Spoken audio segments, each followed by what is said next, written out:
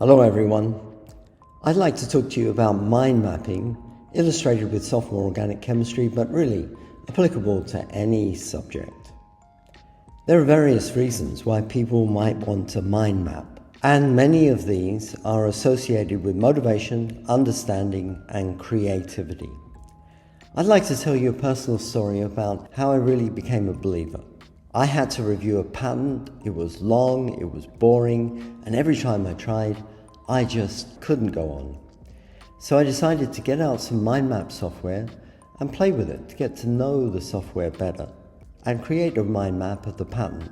And very soon I'd woken up within 5 minutes, and within 10 minutes I was in a state of flow, deep concentration, getting this mind map together, ranking the key points. And there and then I realized mind mapping is a way to relieve boredom. It enables someone to create something, and that's intriguing. Creative graphic design takes the sting out of learning something that's mundane, and the whole concept seems to come together. And then later on, when I had to review the patent again, I would have hated reading the whole thing, and even highlights in the patent wouldn't have helped me that much. But the mind map did. I could look at the mind map, get the key points, and then extract from the patent everything that I wanted to go over in more detail. Extremely useful.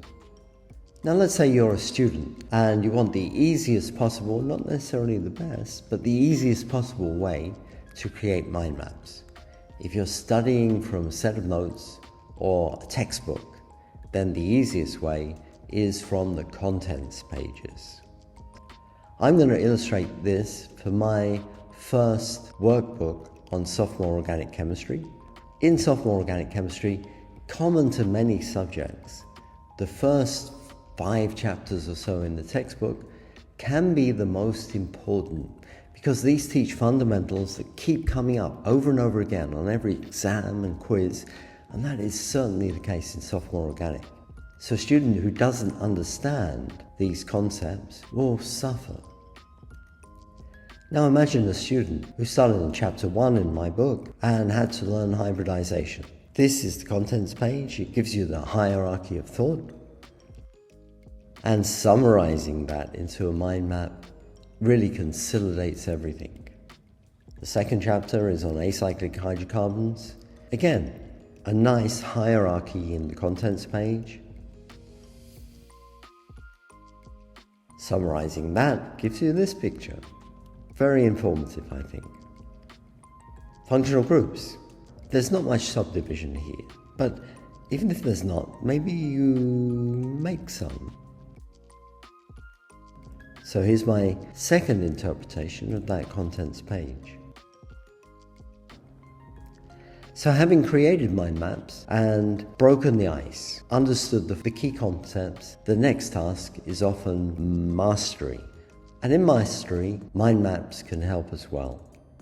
You can take that visual graphic, if you've got the concepts, examine the hierarchy of thought.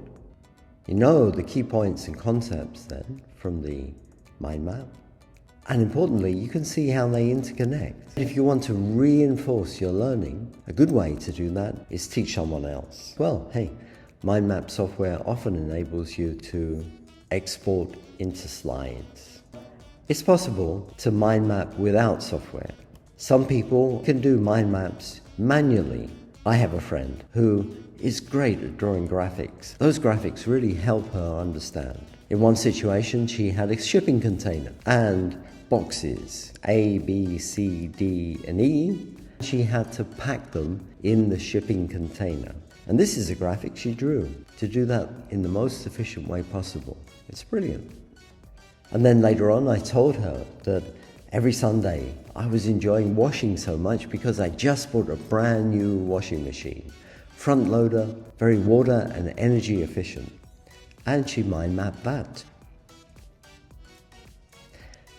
Some people are very good at drawing pictures to summarize a thought. But for me, I like software because if I make a mistake, I don't have to strike it out or start again. I can just reorder the boxes on the mind map. make them into a different shape, promote one above another. This is possible, but not very easy, I think, in OneNote, in the 365 Microsoft program. There are also pay-per-month services. One of those is Visio, but of course for a student that gets very expensive. Another one is eDrawMind, but that also is moving to a subscription model. The one I'm drawing here, which hasn't said they're moving to a subscription model, is SimpleMind, and I like it very much. You pay one time and it's quite reasonable. In the links below, there are a couple of books listed.